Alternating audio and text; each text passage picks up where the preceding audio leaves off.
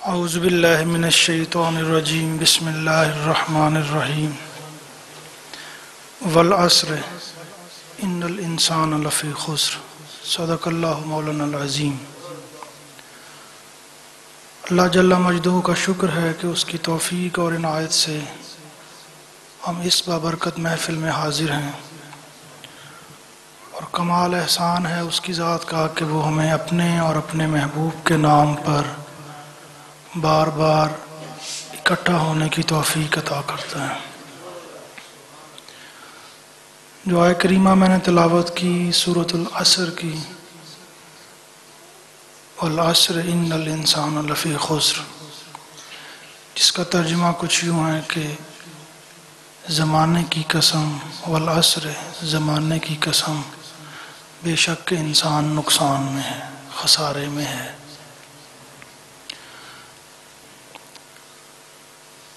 اس آیت مبارکہ کی بے شمار تفاسیر ہیں، بے شمار ترجمے ہیں، ظاہری اعتبار سے بھی اور باطنی اعتبار سے بھی۔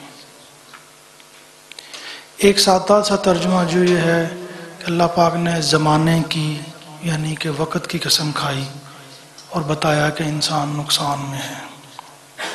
ایک تفسیر کے مطابق یہ نماز عصر کے وقت کی قسم کھائی جا رہی ہے، کیونکہ وہ نماز کا جو ٹائم ہوتا ہے وہ پانچوں نمازوں کے درمیان میں ہے، اور اس وقت دن جو ہوتا ہے اس کے بعد ڈھلنے لگ جاتا ہے۔ ایک تفسیر کے مطابق یہ ہے، اور ایک تفسیر کے مطابق جو آج ایک نعت شریف میں شعر پڑھا گیا کہ والعصر جب کہہ دیا تو کہ جھگڑا کار کیا رہا، اس کا مطلب یہ ایک تفسیر کے مطابق یہ ہے کہ آقا علیہ الصلوۃ والسلام کی بعثت کے زمانے کی قسم کھائی اللہ پاک نے، کہ جو وقت آقا علیہ الصلوۃ والسلام کی زندگی مبارک کا تھا اس کی قسم کھائی ہے، جس کو نعت شریف میں یہ کہہ رہے تھے کہ وہ بھی وقت آپ کا تھا اور اب آنے والا وقت بھی سارا آپ کا ہے۔ تو ایک جو پہلا مطلب میں نے کہا اس کے حوالے سے بڑا ہی مختصر سا ہم گفتگو کریں گے اور سمجھنے کی کوشش کریں گے کہ ہماری زندگیوں میں، روزمرہ کی زندگیوں میں اس کا کیا عمل دخل ہے۔ یعنی جو پہلا ترجمہ کہ وقت کی قسم، زمانے کی قسم، اللہ پاک یہ کہہ رہے ہیں کہ جو وقت گزر رہا ہے، جو زمانہ گزر رہا ہے، جو زمانہ حال ہے، اس کی میں قسم کھاتا ہوں۔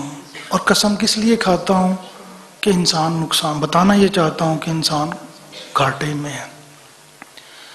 اب سمجھنے کی غرض سے دنیا کے تعلق میں، دنیا داری میں، ہماری زندگی میں، روزمرہ کے معمولات میں، ہم جب کسی شے کی، کسی بات کی بہت اہمیت ہم نے بیان کرنی ہوتی ہے تو پھر ہم قسم کھاتے ہیں، یا بعض اوقات کوئی دوسرا شخص کوئی بات نہ مان رہا ہو تو پھر کسی ایک ایسی ہستی کی ہم قسم کھاتے ہیں کہ اس بات کو، اس کی اہمیت یہ ہے یا سچ بات ہے یا بات اس کو سمجھانے کے لیے۔ اور دوسری بات یہ کہ ہم کس کی قسم کھاتے ہیں؟ ہم انسان ہو کر دنیا کے معاملات میں ہم محض اور محض اسی شے کی قسم کھاتے ہیں جس شے کی اہمیت، جس ہستی کی قدر، قیمت، ویلیو ہماری نظروں میں سب سے زیادہ ہوتی ہے۔ مثلا دنیا کے معاملات میں جب کوئی معاملہ کسی سے ہوتا ہے، کوئی شخص نہیں مانتا تو ہم کہتے ہیں بھی اللہ کی قسم یہ بات ایسے ہے، یا قرآن کی قسم یہ بات ایسے ہے۔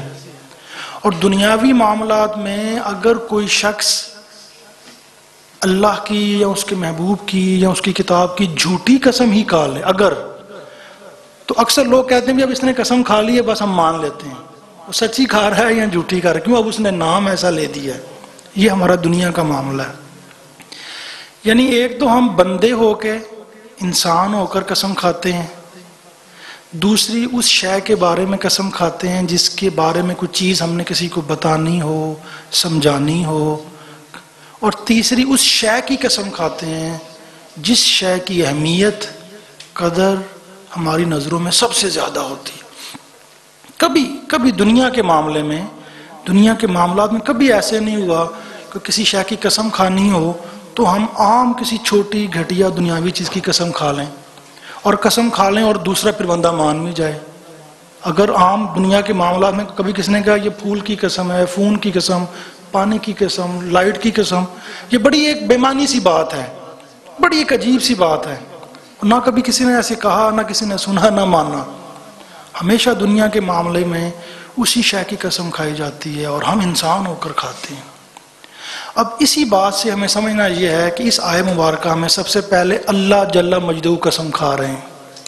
ہم بندے ہو کر قسم کھاتے ہیں، وہ اللہ بزرگ و برتر ہو کے قسم کھا.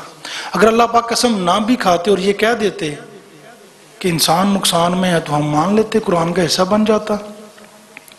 اب سب سے پہلے وہ اللہ بزرگ و برتر ہو کر قسم کھا رہے ہیں، اور دوسری شے کہ وہ جس چیز کی پھر قسم کھا رہے ہیں اس شے کی نظر اللہ کی نظروں میں اہمیت قدر کتنی ہوگی.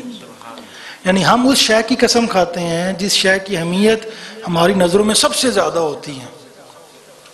اب اللہ پاک جس شے کی قسم کھا رہے ہیں، یعنی وقت کی قسم، زمانے کی قسم، وقت یا زمانہ، اس کی اہمیت اللہ کی نظروں میں پھر سب سے زیادہ ہوگی.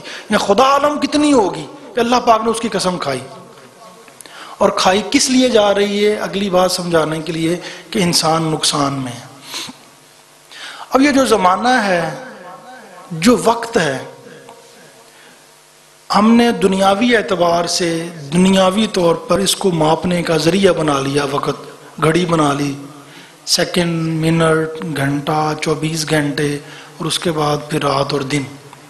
تو جو اس کا سب سے چھوٹا یونٹ ہے ہم اس کی بات کرتے ہیں، بڑے کی، یعنی ایک دن کی، ایک مہینے کی، ایک سال کی، یا ساری زندگی کی کسی شخص کی ہم بات نہیں کرتے. ہم دیکھتے ہیں کہ جو سب سے چھوٹا ایک یونٹ ہے وقت کا، جو دنیاوی طور پہ ہم اس کو سمجھتے ہیں، ہماری سمجھ میں آتا ہے، وہ ہے ایک سیکنڈ. اور ہم جب یہ کہتے ہیں کہ کسی شخص کی زندگی وہ 10 سال کی ہے یا 50 سال کی یا 100 سال کی، کوئی شخص فرض کریں مر گیا، تو یہ ایگزیکٹ اگر اس کی زندگی نکالنی ہو کہ جی وہ 70 سال اور 2 مہینے اور 2 گھنٹے اور اتنا وقت اس نے گزارا اور پھر چلا گیا. اب یہ وقت ہمارا کیونکہ بنایا ہوا ہے، تو اللہ پاک کے ہاں ایسا نہیں ہے. اللہ پاک کے ہاں آقا علیہ السلام نے فرمایا کہ جب کسی بچے نے پیدا ہونا ہوتا ہے تو اس کی پیدائش کے پہلے، اس دنیا میں آنے سے پہلے، ایک فرشتہ آتا ہے اور اس کے اندر اتنے سانس پھونک جاتا ہے یا لکھ جاتا ہے کہ اس نے اتنے سانس لینے ہیں. یعنی اللہ کے ہاں جو زندگی دی جاتی ہے وہ سانسوں کے اوپر دی جاتی ہے، وقت کو ناپ تول کے نہیں دی جاتی. فرض کریں کسی شخص نے اگر 10 کروڑ سانس لینے ہیں تو وہ لکھ دیا جاتا ہے کہ اس شخص نے 10 کروڑ سانس لینے. جب وہ 10واں کروڑواں سانس ختم ہو جاتا ہے، آخری، بس وہ آخری ہوتا ہے، اس کے بعد پھر ایک سانس بھی نہیں آنا ہوتا. تو اس اللہ کے ہاں وہ جو زندگی کا ٹائم ہے اس کا جو سب سے چھوٹا یونٹ ایک سانس ہے، ایک سانس. اور دنیاوی اعتبار سے اگر ہم اپنی عقل سمجھ کے ہم نے جو وقت تعین کر رکھا ہے اس کا ایک چھوٹا یونٹ ایک سیکنڈ ہے. تو ہم اللہ کے ہاں سے جو سانس ملتے ہیں اس ساری زندگی کی بات نہیں کرتے. سمجھنے کے لیے جو ہم نے وقت کا تعین کر لیا، ہم 50 سال 100 سال یا اتنے گھنٹے، اس کی بات نہیں کرتے. ہم صرف ایک سانس کو سمجھنے کی کوشش کرتے ہیں اور ایک سیکنڈ کو سمجھنے کی کوشش کرتے ہیں. اس کی مثال کچھ اس طرح میں دوں گا کہ اگر ایک شخص جو دنیا کا سب سے امیر شخص ہے، سب سے امیر شخص ہے، کائنات میں اس کے پاس خزانے ہیں جس کا تعین بھی نہیں کر سکتے، اس شخص کو جو بھی اللہ نے زندگی دی ہے، جتنے بھی سانس دیے ہیں یا دنیاوی اعتبار سے جتنے بھی اس کو منٹ، سیکنڈ اور گھنٹے ملے ہیں، جب اس کا آخری سانس آ گیا اور اس نے وہ آخری سانس لے لیا اور سیدنا اسرائیل علیہ السلام آ جائیں اور اس کی روح قبض کر لیں، اس وقت وہ شخص آخری سانس کے وقت اگر سیدنا اسرائیل علیہ السلام سے یہ کہے کہ میری ساری دولت لے لیں، جتنی اربوں خربوں روپیہ، ڈالر، پاؤنڈز، اور مجھے ایک سانس اور دے دیں، تو کیا آیا اسے ایک سانس مل جائے گا اس دولت کے عوض؟ اللہ نے تو لکھ دیا وہ آخری سانس. یا وہ شخص یہ کہے کہ 10 ارب خرب روپیہ لے لو اور 5 منٹ گھڑی دیکھ کے ذرا مجھے دے دو، میں نے کوئی 2-4 کام کرنے ہیں،